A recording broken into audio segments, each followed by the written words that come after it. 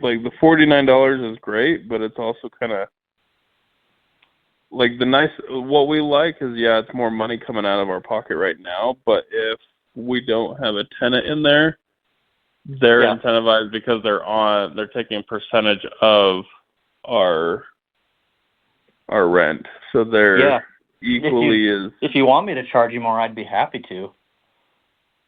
Yeah, no, I figure that's what you know, like when you're like, oh yeah, well our goal is to sell homes, is basically what you said, is like, so we get tenants that come through and our goal is to sell them homes. So what I hear from that is we'd rather sell them a home, but we have a fallback option, which would be your property.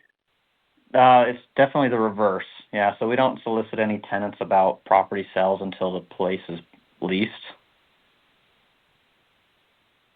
But you would solicit the property from our tenants. Not from your tenant, not from the people that didn't rent your property. So like on average, we get around 45 inquiries per property before it becomes leased. Only one of them actually becomes your tenant. Those other 44 are leads we can use to try to get them to buy. Yeah. Gotcha. Yeah. And then we also have a new leasing fee that we charge the tenants, which is an incentive for us too. We charge $300 to the tenant to sign a lease with us. So that's an incentive. So what is the total fees the tenant would pay? So like now ours is currently being rented out. Would they have to pay that $300 out of nowhere? Oh, no. That's only for new leases. Your tenant wouldn't pay any fees to transfer over to us. Okay. Even if they're on a month-to-month? No.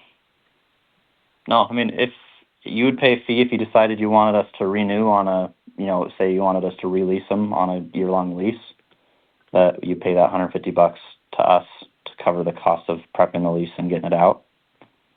And then if we only want to do no minimum of a year, are you guys able to do that?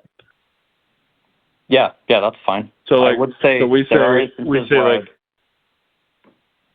so I guess what our current company did is we started leasing first part of January, and the tenant signed an 18-month lease because we didn't want the lease to end in winter because it makes it harder we stagger leases like that. So there are instances sometimes where I'd recommend like a 9-month lease to have the lease end in midsummer, or either 9 or stick it out to 18 rather than going like a year. And that's if we're advertising the property between like October and November, typically, that we'll try to stagger a lease like that.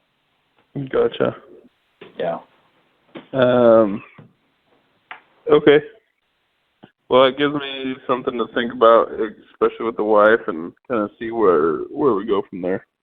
Yeah. What are you guys charging for rent right now? It's cheaper than we probably should. Yeah.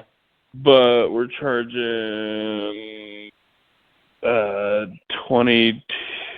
I think now that it's on month to month, it's $2,400.